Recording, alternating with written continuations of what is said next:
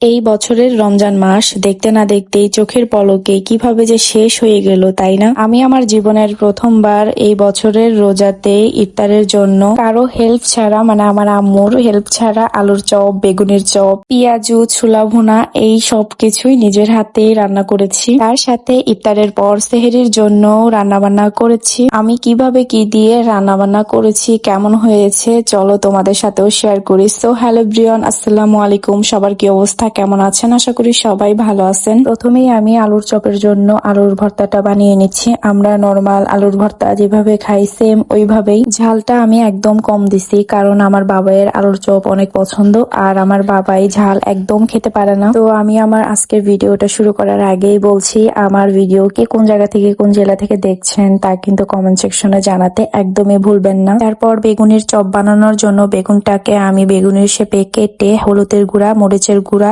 আর সামান্য লবণ দিয়ে মেখে রেখে দিয়েছি। তারপর আলুর চপ, বেগুনের চপের জন্য আমি এখানে ভেষন গুলিয়ে নিচ্ছি। মাশাআল্লাহ, আজকের আমার ভেষন গুলানোটা একদম পারফেক্ট হয়েছে। পরিমাণ মতন আমি আমার মতন করে ভেষন দিয়েছি। তারপরে দিয়েছি মরিচের গুঁড়া, হলুদের গুঁড়া, জিরার গুঁড়া, ধনিয়ার গুঁড়া, সবকিছু একটু একটু করে পরিমাণ মতন দিয়েছি। প্রথমে আমি লাল মরিচের গুঁড়া দিয়েছিলাম, সেটাকে আমি উঠিয়ে ফেলবো। আর আমি এখানে দিব কাশ্মীরি চিলি। কাশ্মীরি চিলি আমি এখানে ইউজ করব, কারণ একটা সুন্দর রং হয় সেটার জন্য ইউজ করব। আর এটাতে কিন্তু তেমন পরিমাণের কোনো ঝাল নেই, কিন্তু খুব সুন্দর একটি কালার হয়। আর দিয়েছি এখানে আমি বেকিং পাউডার। তারপর দিয়েছি সয়াবিন তেল। সয়াবিন তেলটা ভালো মতন গরম করে ডাইরেক্টলি এই ভেষনের মধ্যে আমি দিয়ে দিয়েছি। এভাবে দিলে আলুর চপ, বেগুনের চপ, যে কোনো কিছুর চপ বানাই না কেন দীর্ঘ সময় ধরে মচমচা থাকবে। আমার মতন করে আপনারাও বাসায় এভাবে ট্রাই করতে পারেন। তারপরে আমি এখানে নরমাল পানি দিয়ে, একটু একটু করে পানি দিয়ে ঠিক এরকম একটা ব্যাটার তৈরি করেছি।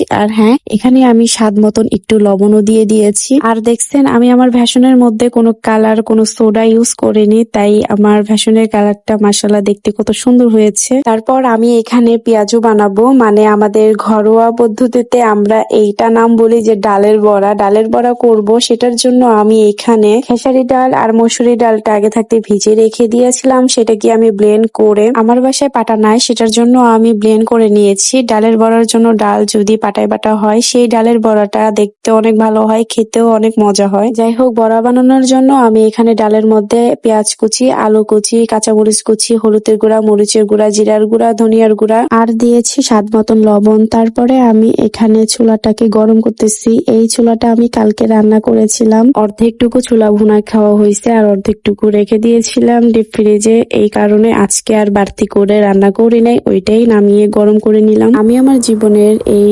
প্রথমবার এই বছরে দুইবার ইফতারের জন্য ছোলা ভুনা, তারপরে হচ্ছে পেঁয়াজু, আলুর চপ, বেগুনের চপ এগুলো করেছি। প্রথম দিন করেছি, তখন ভিডিও করা হয় নাই, তবে আজকে রান্না করেছি। আজকের ভিডিওগুলো আমি করেছি, ভাবলাম আপনাদের সাথেও শেয়ার করি। যাই হোক, তারপর এই তো সবকিছু রেডি টেডি করে এখন চুলার মধ্যে রান্না বসিয়ে দিয়েছি। প্রথমে আমি পেঁয়াজুগুলা ভেজে নিচ্ছি। আমি প্রথমে ভেবেছিলাম পেঁয়াজুগুলা একদম ভেঙে ভেঙে যাবে। আমি যখন পেঁয়াজুগুলা ভাজতে যাব তখন ঝুরঝুরা হয়ে ভেঙে যাবে। ভাজার পরে দেখি যে না, একদমই ভাঙতেছে না, অনেক সুন্দর হয়েছে। মাশাআল্লাহ, সবাই মাশাআল্লাহ বলবেন। আমি যখন এত কষ্ট করে রান্না করি, আমার রান্না খেয়ে যখন কেউ প্রশংসা করে, তখন আমার যে কি যে ভালো লাগে, বিশ্বাস করেন, মনে হয় যে আমি তার জন্য আবারও রান্না করি। তারপর এই তো পেঁয়াজুগুলা ভাজা শেষ করে আমি এখন আলুর চপগুলো ভেজে নিচ্ছি।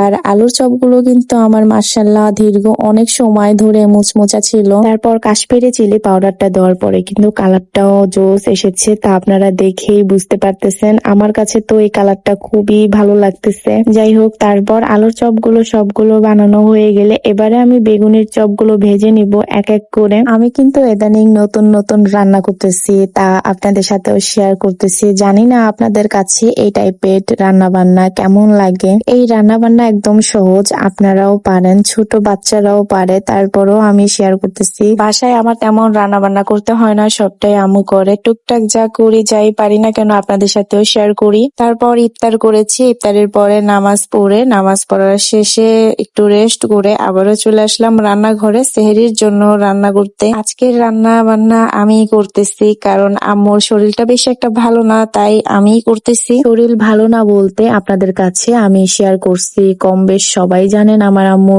অসুস্থ, স্ট্রোক করেছিল। যাই হোক, সবাই আমার আম্মুর জন্য দোয়া করবেন। আর আমার আম্মু তো সব সময় আমাদেরকে রান্না বান্না করে খাওয়ায়, 3 বেলাই খাওয়ায়। তার জন্য কি আমি কিছু করতে পারবো না? আজকে রান্না করতে ভালো লাগতেছে না, তাই আমি রান্না করে আম্মুকে খাওয়াবো। যাই হোক, আজকে আমি কহি ভাজি করেছি আমি আমার মতন করে। তবে এইভাবে আমার আম্মু কহি ভাজি করে, খুবই মজা হয়। আজকে আমার আম্মুর মতন কহি ভাজিটা এত মজা হয় নাই, জানি না কেন, কিন্তু আমার কাছে ভালো লেগেছে। তবে আম্মুর কাছে ভালো লাগে নাই। তবে আমার রান্না, আমি যে কোনো কিছু রান্না করলে আমার আম্মু খেয়ে খুব সুন্দর করে রিভিউ দেয়। খারাপ হলে খারাপ, ভালো হলে ভালো। তবে খারাপ হলে আমি এরপরে যখন রান্না করি তখন একদম পারফেক্ট হয়। যাই হোক, আজকেও আমি পোয়া মাছ ভুনা করতেছি। পোয়া মাছ ভুনার রেসিপি কিন্তু এর আগেও শেয়ার করছি। পোয়া মাছ আমার কাছে খুবই ভালো লাগে। পোয়া মাছের যে একটা বড়া হয়, সেই বড়াটাও আমার অনেক ফেভারিট, কিন্তু আমি বানাতে পারি না। তাহলে শেয়ার করতাম, ইনশাল্লাহ কোনোদিন শেয়ার করব। যাই হোক, আজকের মতন ভিডিওটা আমি এখানে শেষ করছি। এখনো যারা আমাকে ফলো করো নাই, লাইক কমেন্ট করো নাই, তারা লাইক কমেন্ট করে আমার সাথে থাকো। সো আজকের মতন ভিডিওটা এই পর্যন্ত। সবাই ভালো থাকো, সুস্থ থাকো, আল্লাহ হাফেজ।